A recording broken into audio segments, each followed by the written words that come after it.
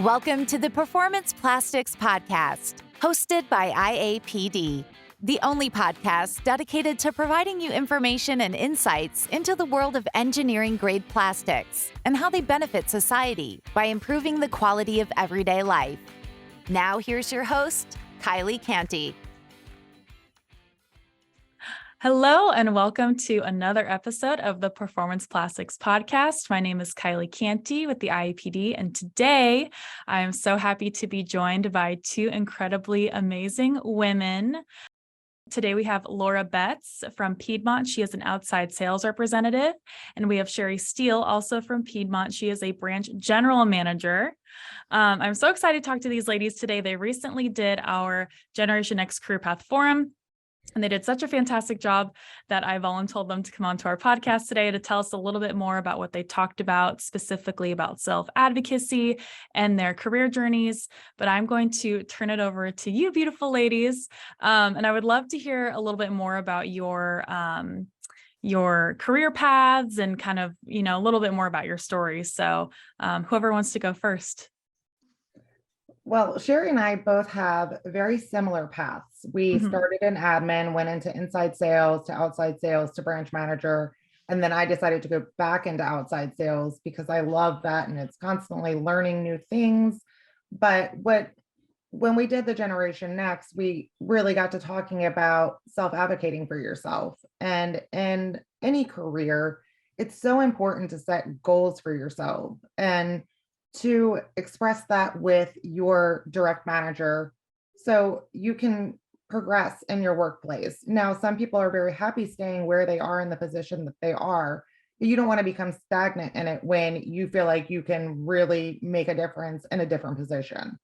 So I think I would say, Sherry, you as well, we were able to formulate that and tell our direct bosses, hey, we want to go further with this. We want to take this to the next level.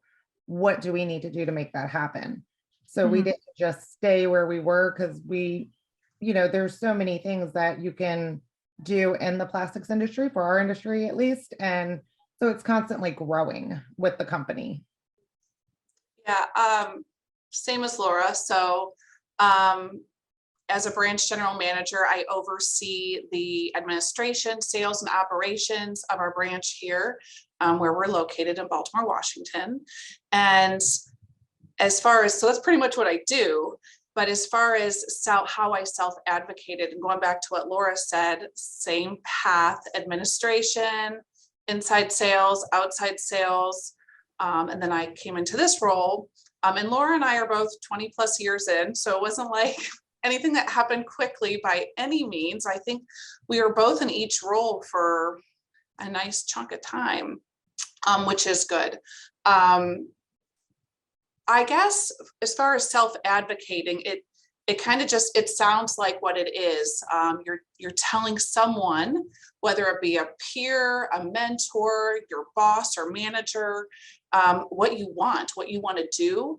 And sometimes, you want to talk to the right people so they can help steer your path, maybe encourage you on what you need to do to get there, things they'd like to see from you. Maybe it's a friend outside of the industry that you can take instructional criticism from that can push you in the right direction.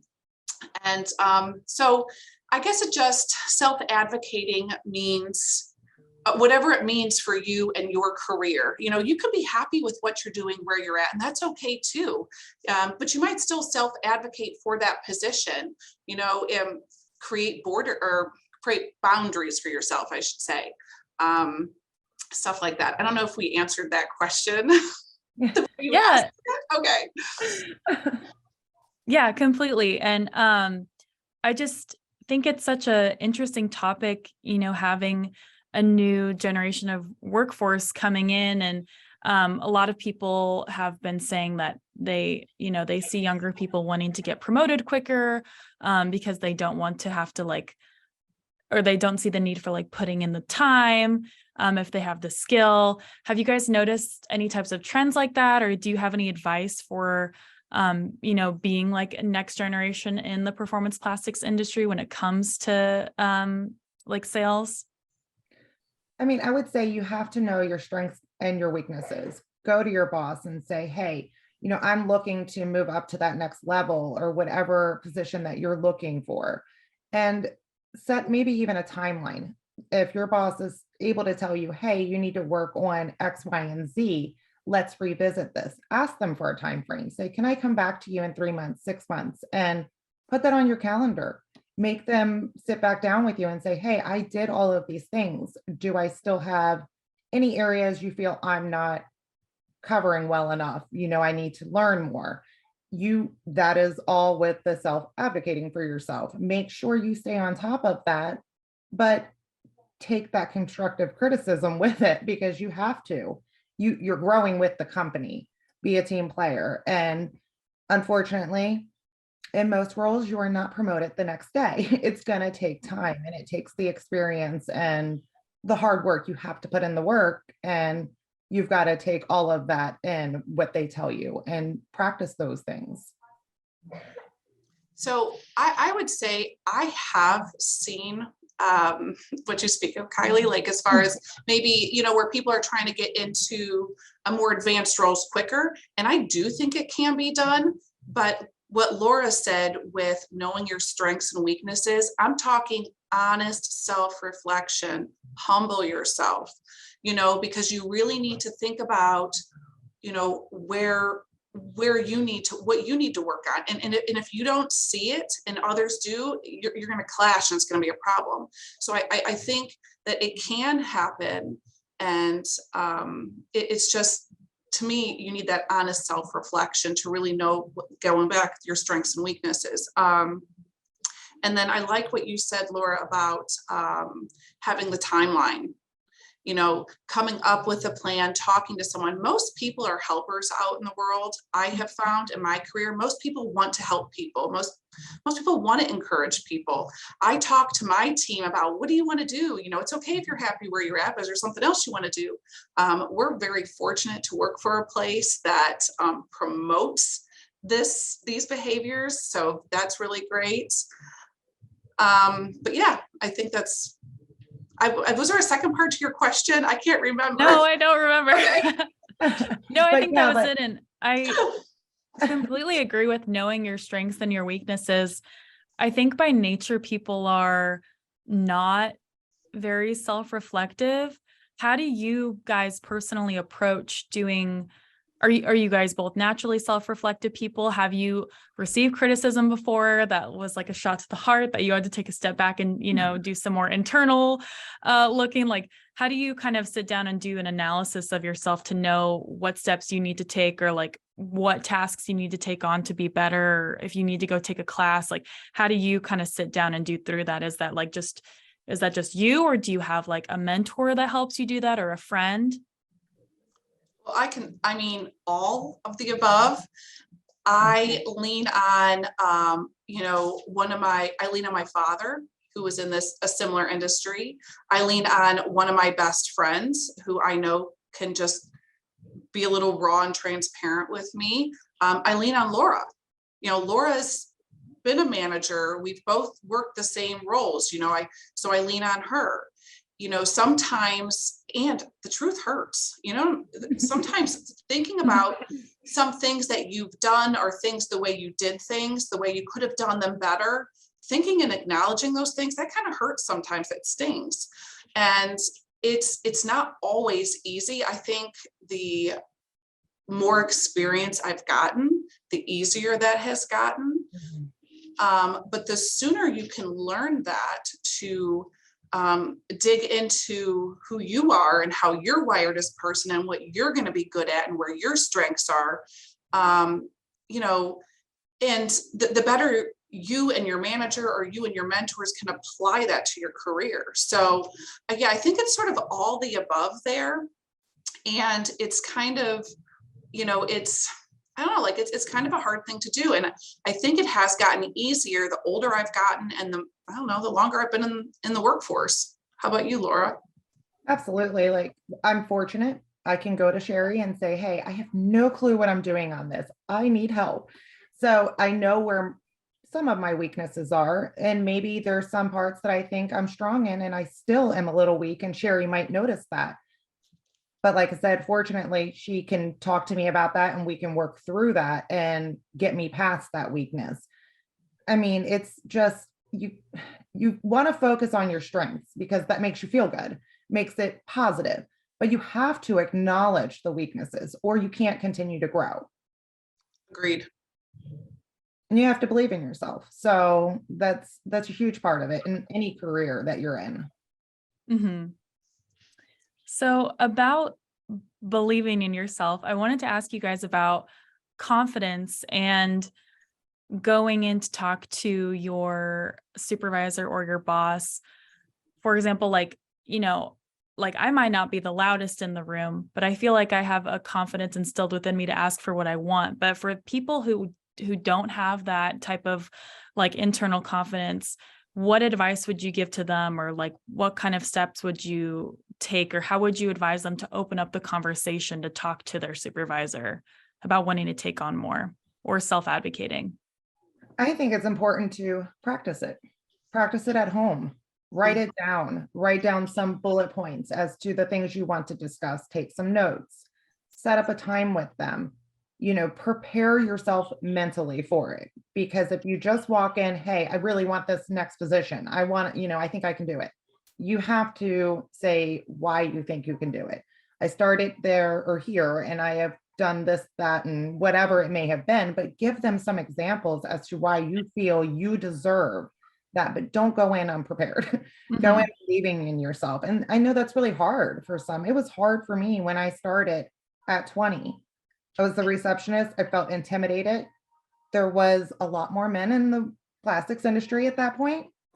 Now I'm dating myself. So, but it was, I was a little girl and I was like, okay, I don't want to be the receptionist anymore. How do I do this? And it felt intimidating, but I've learned over the years, be prepared, write it down, practice it with a friend, practice it in front of a mirror, maybe even just take the notes and take your notes in with you so you don't get too nervous to where you forget what you want to talk about. Yeah, I was nervous for this. Yeah. It does get easier, but you still just to come out there and talk in front of people or talk to someone is a little intimidating. I literally, you see me looking over here, I have another screen with notes. 2 pages of notes. Hey, look. I have a screen here too. Yeah. That's what I'm saying. So I'm not being rude, like looking at emails. I'm looking at my notes. Mm-hmm. So yeah, it's, but it is hard and not everyone's wired the same. So, if you manage people out there, I think it's important to try to read people's behaviors and maybe how they're thinking or feeling. Maybe you can approach them. It could be a two-way street for people. But if that's not coming to you as an employee and you're looking to advance your career or maybe just do something different, and some of those, and depending on who you report to, I know it's different everywhere. It can be a hard thing to do. Mm-hmm. And I think I said this in the GenerationNext, like I tell myself all the time, just do it anyway. Like stop thinking about it, stop overthinking, just do it. Mm-hmm. Rip the Band-Aid off. But it is hard sometimes. But as you relationship build with people, it gets easier. And honestly, there is something so freeing getting something off your chest, like that you've been wanting or knowing, like as soon as the words come out, it's done. Mm-hmm. There's words, so yeah, I think that's what it is. And it is hard. It is, raising children. I teach them about advocating for themselves, at our kids work at the same grocery store. Oh my gosh, that's amazing. Even then we tell them like, well, you have to tell them, you have to go say something. You got to tell someone. You can't just stand there and expect someone to come read your mind. So, it's the same thing even with like customers, where if something's going on, we can't fix it if we don't know. Same thing with employees. There's, self-advocacy has so many facets because and Laura and I, we talked about how it's ever evolving. Advocating for ourselves 20 years ago is not the same way we would advocate for ourselves today. Mhm. So it is ever evolving. And that's a good thing. It's all been in good ways. So yeah, I think that sometimes you just have to take those deep breaths and practice what you want to say. I love practicing in front of a mirror at home. I've done that for sales pitches. I've done that for interviews. I should have done it for this, but No. and yeah, we're just having fun. So yeah, I think that answers it, right? Yeah. No, that was perfect. No, that was perfect. And I really just, it's inspiring to see women like you two in this industry who are very just headstrong and very successful. And I kind of just want to wrap it up by asking you guys what you would owe your success to. Like, is it just having, being a sum of all the conversations that you've had? Is it somebody that, inspires you? Is it your kids? Like, what do you really kind of like owe your success and that drive to? Honestly, and Laura and I asked each other this question. And both of us said, I think hard work. I mean, there's just no other, and we always wanted different or more for ourselves. However that played out, and there's nothing wrong with being in the same role if you love it. We've kind of, always like every so many years kind of try something different, but it's just been hard work. And as much as I'd love to give credit to some amazing mentors in my life, I mean, it's me. It's on you, and Laura, I'll hear what you have to say on that, but I know we both said we're in total agreement with that. It is hard work. It's, I have a family to support. So I always want to just keep growing and do better for my family and show my daughters that, what, you can flourish, you can go so much further, but you have to give yourself some credit there. You have to put in the work. You have to put in the time. You want to invest in learning and everything else that comes with that. So I think, originally when I started, I thought, this will get me by for the time being. I'm the receptionist, I'm admin, and 20 years later, right, here we are. So, but I've gone through so many roles and I've grown so much, and my girls have seen that. So I think that's so important to them and to me. Mm-hmm. I love that. Yeah, I think just overall, some of the things we talked about, advocating for yourself, speak up for yourself, believe in yourself, somehow earn or get yourself some self-confidence, or just do it anyway. And, there was a couple other things we had said when Laura and I were plan talking. For your future. You want to plan for your future. Oh, and staying positive. We're very positive. And I could not tell. Work on those. So strange. Optimism is not even. Well, let me tell you, it has gotten us through some of the hardest times. So Laura and I, we obviously have challenges sometimes with some things, but we can always find a twist over how we're gonna turn this around into a positive thing. So 100%. I'm always for finding like the most minuscule silver lining if I need to. You have to sometimes. There it is. Yeah, I found it.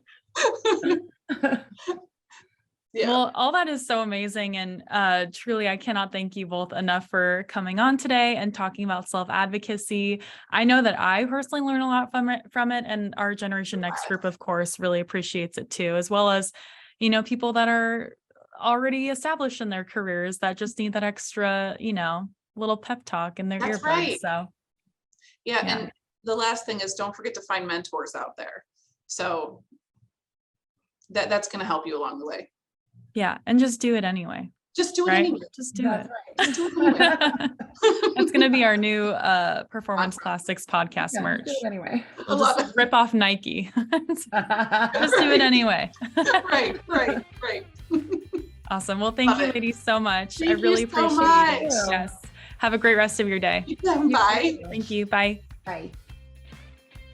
This podcast was brought to you by the International Association of Plastics Distribution. For more information on IAPD, please visit our website at www.iapd.org. www.iapd.org.